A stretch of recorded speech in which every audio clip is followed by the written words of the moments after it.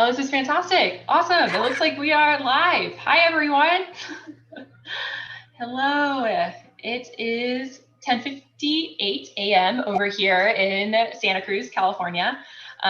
So we are just getting started about 2 minutes early. Allow folks enough time just to join our conversation, join the chat, join the live, get settled in, because we have a fantastic program lined up for you all today.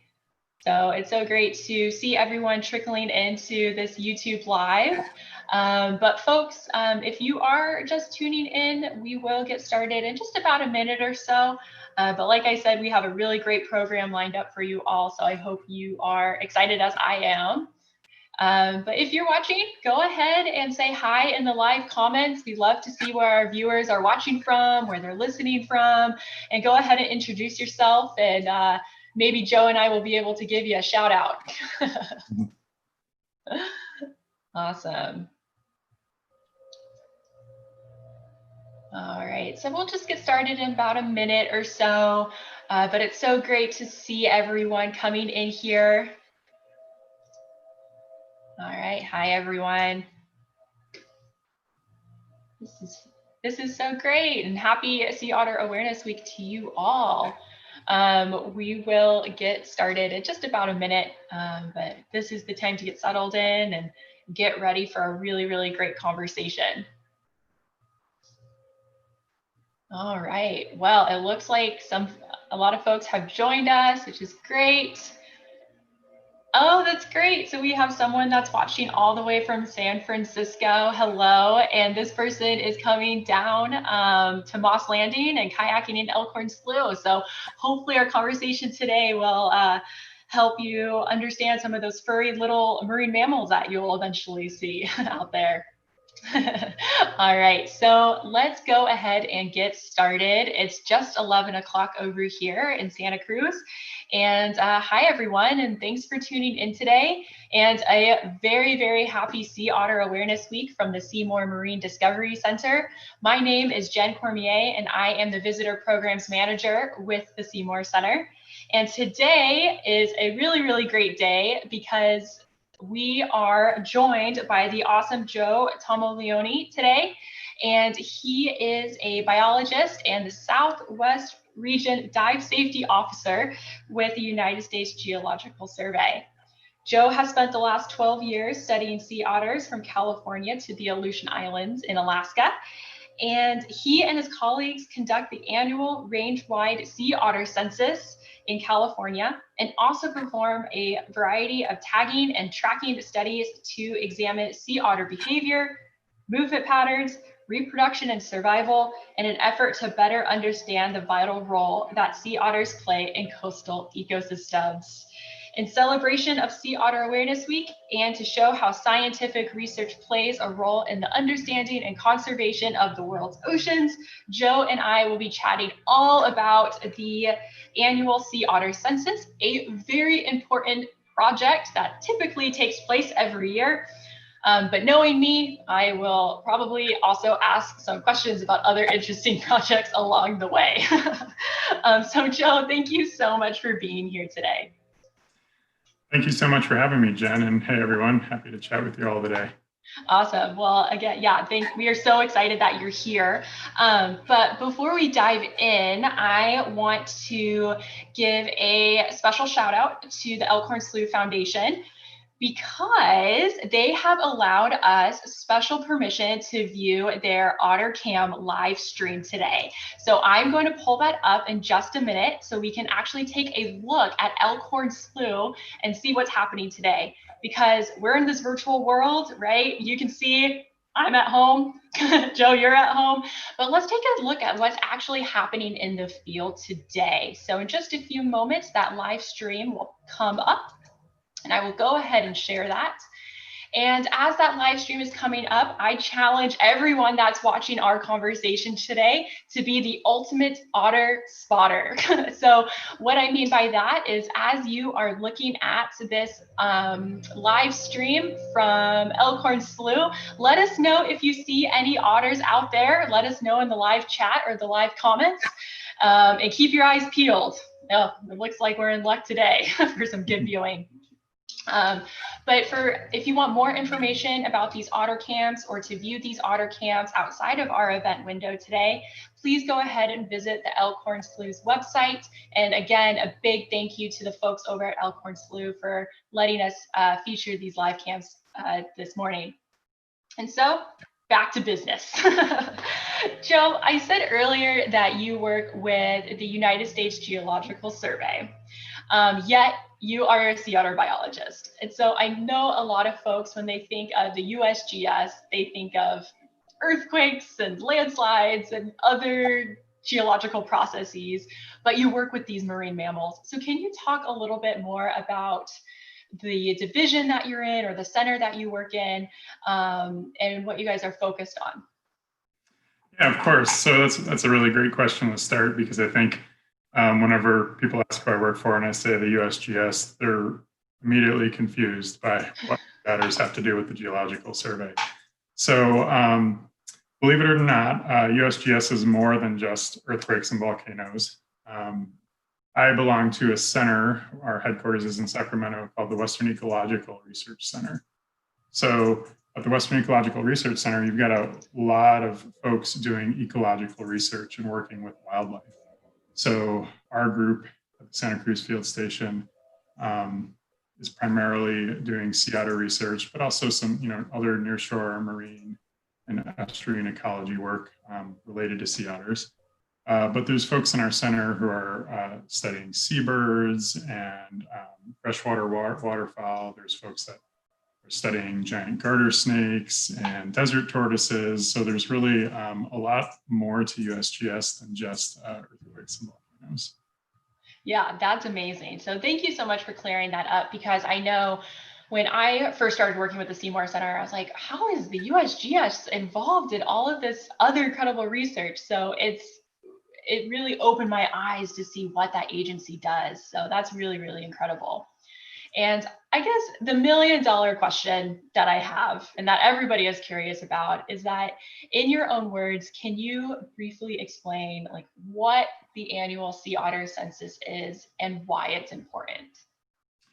Yeah, of course. So the annual sea otter census at its most basic level is an attempt to go out and count all the sea otters we can find in California and arrive at a number, a total number counted. So there's a whole bunch of other data collected and it's analyzed in different ways, but the real number that people are most interested in is the index that we report every year, and the population index. And so what that is a rough idea of how many sea otters there are in California. So that index is actually not how many otters we counted that year. It's a 3-year running average. So what that means is the index for last year in 2019 was an average of the counts from 2019, 2018, and 2017. And we average those numbers to sort of kind of get a more realistic picture of what's going on with the population, because there could be a lot of variation year to year based on things like weather conditions. But so we're going out and we're covering the whole range of the sea otter in California. And so that's roughly from just south of Half Moon Bay to almost Santa Barbara, or more like the Gaviota Coast, just around Point Conception there. So we cover that whole range of the southern sea otter, and we actually go out there and with people visually count. So that coast is broken up into sections, and section leads are assigned to each section, and we go out and count these same sections over and over again every year. And then there's portions of the range also that are counted aerially from an airplane. Those are usually areas that have shallow water that extends very far offshore. And in that case, it becomes hard to count sea otters that are, 3, 4, 5 kilometers offshore. And so it's much easier to do that by airplane. So it's a combination of ground-based counts and aerial surveys that comes up with the total number. I should also mention that although USGS is doing these surveys, it's a huge collaborative effort with California Department of Fish and Wildlife, and the Monterey Bay Aquarium, US Fish and Wildlife Service, and various other groups from academic institutions and and other partners as well. Yeah, that's amazing. This giant project, it's so incredible how all of these agencies and academic institutions and nonprofits are working together to conduct this project. And so this census, it's incredible because you're saying there's ground surveys and aerial surveys. So I'm envisioning people on the shore with scopes and binoculars looking for sea otters offshore. Is that correct? That's exactly right. So we have maps, and you pick a starting point on your map, and you move, north to south or south to north, however you're working your section. And you have binoculars and you have a spotting scope. So we use these really high-powered spotting scopes that are the company that makes them actually makes scopes for astronomy. They're really good scopes, and they can magnify up to 80 times. So we're using the binoculars and the spotting scopes. We're able to just kind of like scan all the visible water out there that we can see as far as we can, and look for otters. And if we find a group of otters with the binoculars, usually we'll switch over to spotting scope and zoom in. And you can actually count not only just individual otters, but you can see if there's pups there. So we keep track of the number of pups counted as well as adult otters.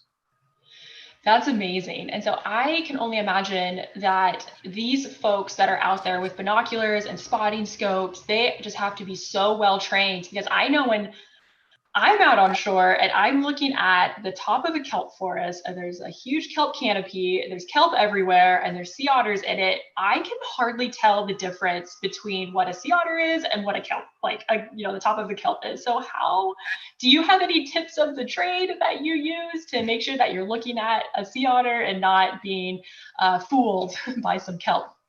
Yeah, that's a really good question, because you're absolutely right. The kelp, sea otters love kelp. They rest in kelp a lot, but they can be really tricky to spot in kelp sometimes. It's kind of a funny thing because the otters like to rest in kelp so much, the kelp is almost like an otter aggregating device. So, if there's any otters in the area and they want to rest, they're going to come to the kelp. So in one sense, that can make them easier to count because they're sort of clustered in kelp bed in the area instead of spread out all over the place. But especially in years when you have really good kelp years, not like we haven't had a lot of good kelp in recent years, but years where the kelp canopy is super thick, that can actually work against you because there's just so much kelp out there. And like you say, they can blend in. Sometimes, especially like a pregnant female, oftentimes will sit really low in the water compared to a lot of other otters. And if they're sitting really low in the water, they might have a whole bunch of kelp draped over them, and they'll be hard to see. But there's really two major type of canopy forming kelp off the Central Coast, and that's giant kelp and bull kelp. And the bull kelp is the really tricky one because bull kelp has, I think you all know what giant kelp looks like, but bull kelp has just one long stipe and then a float at the end, and then some blades coming off of it. And it kind of lays horizontal on the surface of the water. And that float at the end of the bull kelp is right about the size of a sea otter head. And so, especially under poor light, these kelp forests that are a mix of giant kelp and bull kelp can be really tricky because the bull kelp oftentimes can look a lot like a sea otter. So, one of the ways we make sure that we're actually counting an otter and not a piece of kelp is you have to have a lot of patience. So you sit there and you look at it for a long time. Otters are going to usually do things like stretch their flippers or do a roll or something like that. Another good way to tell kelp from an otter when an otter's resting at the surface is when a swell comes through. You guys can all imagine, like, you get a nice calm ocean and a big rolly swell comes through. Well, that swell comes through and it sort of lifts up the kelp forest. And as it does that, the kelp usually disappears beneath the swell, and the swell goes away and it pops back up. If it's a sea otter, that's not going to happen because the otters will stay on the surface and just ride over the swell. So that's a pretty good indicator. If you're confused, if you're looking at a piece of bull kelp or an otter, is it staying above the swell as it comes through, or is it dipping beneath? Yeah, that's a great tip. And so I can only imagine that if you are out there counting sea otters, You also have to be highly well trained in observing their behavior too, like what you said, like they're rolling, they're stretching their flippers. That's absolutely incredible. And so when you are out there and you are counting sea otters, are you counting every single one for a data point? Are you taking it? I know you said they were taking an average, but if you're out there with binoculars and a spotting scope, you say, oh, that's an otter, I'm going to count that one. How incredibly challenging is that? And then how do you also make sure that you're not double counting these furry marine mammals? Yeah, great questions. So yeah, we are counting everyone. So our goal is to actually count every otter that's out there.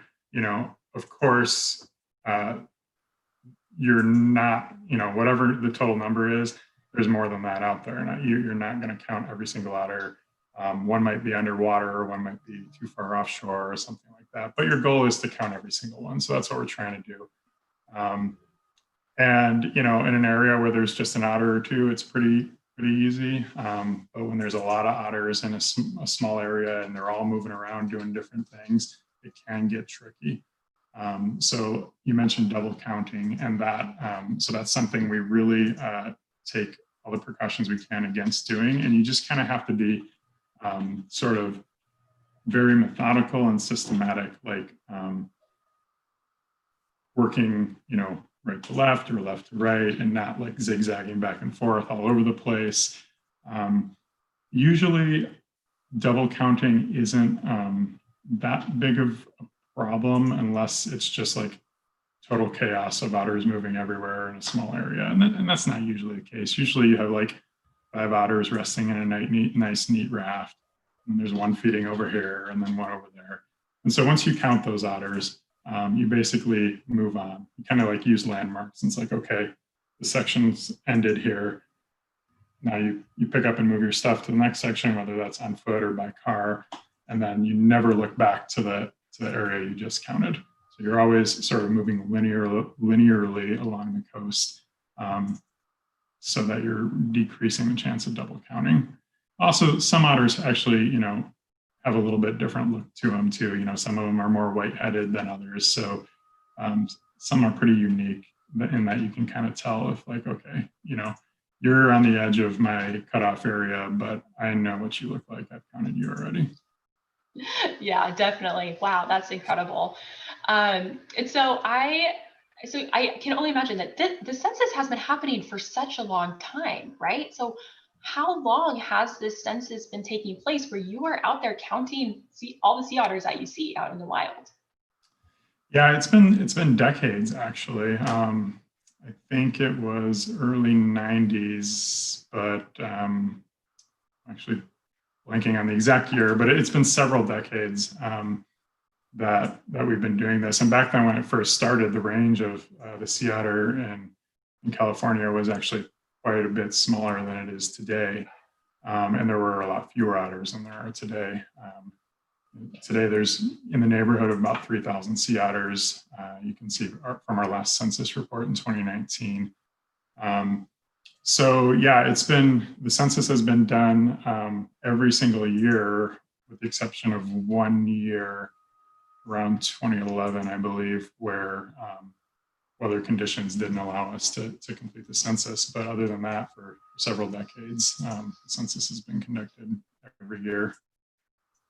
Wow. And I should also mention that it starts in May. Like the goal is usually first week of May is when we start our count, and we try and wrap it up sort of as quickly as possible. But we only count under what we consider to be good counting conditions, because I mentioned earlier the weather can severely impact the count if you've got 20-foot swell and 30-knot winds out there, or fog.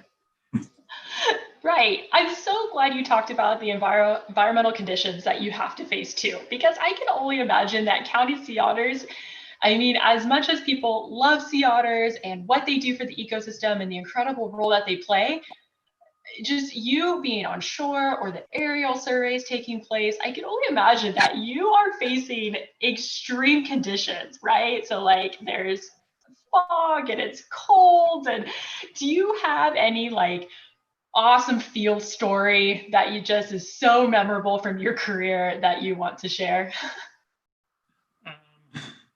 That's tough because there's a lot of them. Well, I think, it's not just one story, but like being a biologist and working with sea otters has really sort of given me opportunities to go a lot of places and see a lot of things I don't think I would have otherwise had the ability to do, or experiences I wouldn't have had before. But yeah, I don't know if I would call this awesome, but we had a project in Big Sur when I first started working with sea otters around 2008. And for those of you that have been down to Big Sur before, sometimes that amazing view that Big Sur is known for is nothing but a sea of fog. So standing on a cliff 600 feet up, straight up above the ocean in, just bitterly cold wind and wet fog for, like 6 or 8 hours, and not even seeing the water, much less a sea otter, is like one of those challenging things you were describing. It's not, I wouldn't call it like the most memorable, awesome field experience I've ever had, but that's kind of actually almost routine with doing field work. Like it's not all, some I think a lot of people, especially younger people looking to get into science, might have a little bit of a glamorized view of field work, especially when you're talking about an organism like a sea otter, but although some of it is truly amazing, there's a lot of not so glamorous work that goes into it too. Yeah, that's so funny. I'm so glad that you described the experience, or that challenge that you see in field work. But hey, that makes it all worth it, right? In the end. Awesome. So Joe, I only have a few more questions left for you because we are nearing our time. But going back to the census, I know that you said it usually takes place in the spring, but from start to finish, how long does it usually take? Is it like a month, 2 months? Are you done counting in a week? Like, what's that time frame looking like? Yeah, good question. So the total span is usually like from the first otter counted to the last is probably on the order of a couple months on average. So we usually start the first week of May and usually wrap up sometime in June. But that totally depends on weather conditions. So like if we just have amazing weather the first 2-3 weeks of May, it's conceivable that you could finish up that quickly. Different sections take different amount of time because they're different sizes. But like my section that I count every year actually starts right there at the Seymour Center and heads north to Año Nuevo. And it takes me between 3 and 5 days to count that section from shore.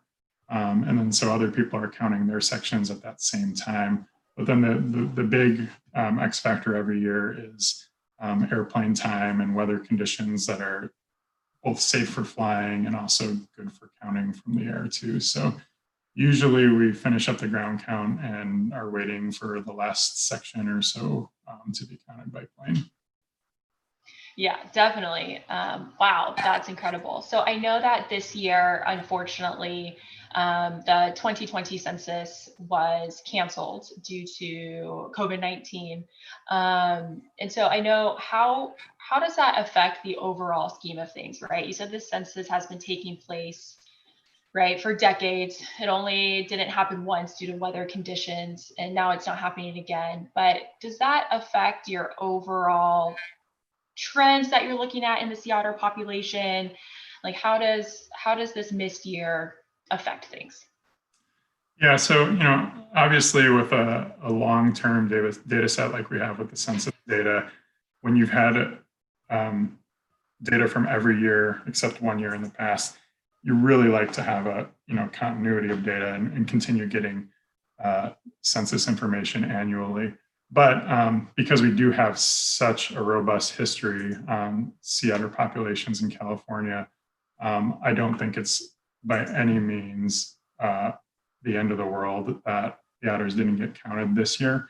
Like I said, ideally we would have done it. We would have liked to know what's going on with the otters, but it's not like we've been seeing drastic fluctuations in the population over the past 10 years. It's been, since we started doing the census, it's been slowly climbing, on average a few percent a year or something like that.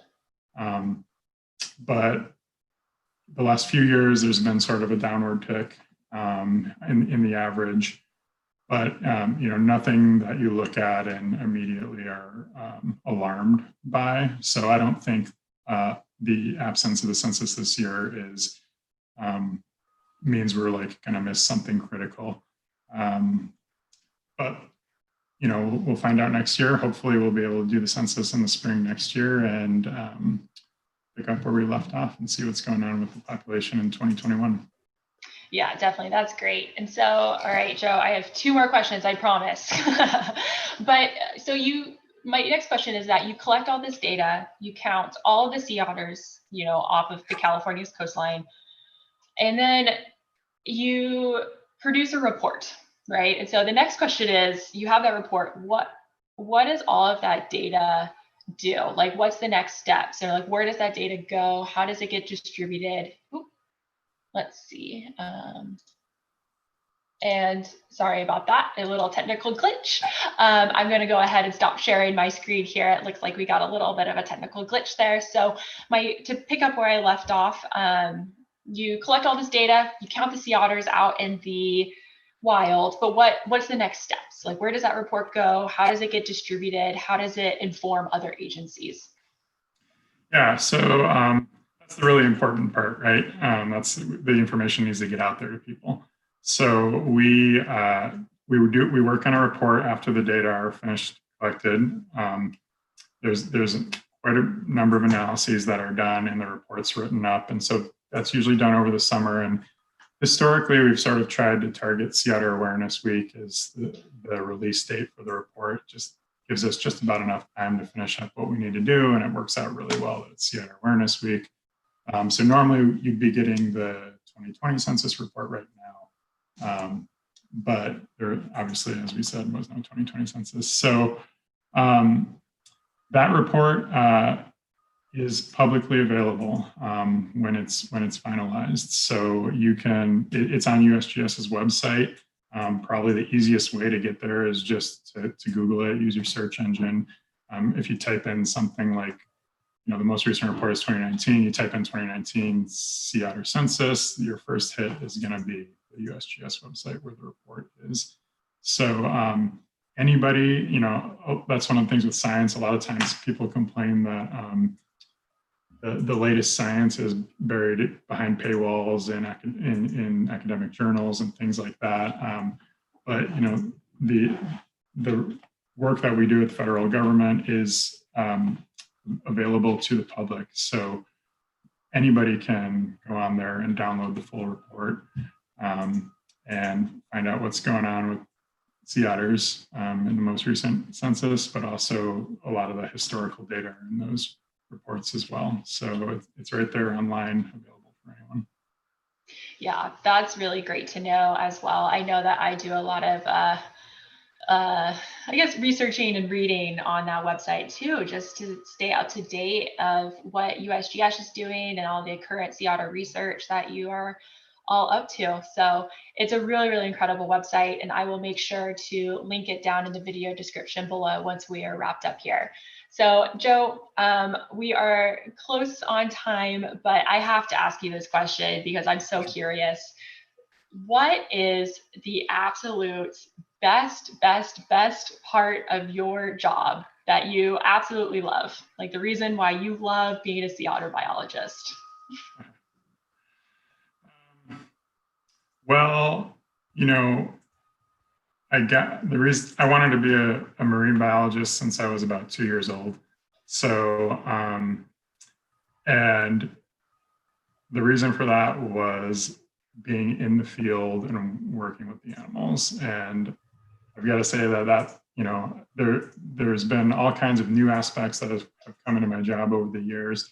But, when you get down to it, to me, that really is the best part of my job of being a biologist, sea otter biologist, is being in the field, seeing things that not a lot of people get to see, working in some cases hands-on with the animals, but oftentimes from a distance, but just standing out there and doing observations of sea otters in their natural habitat, doing what they're supposed to do.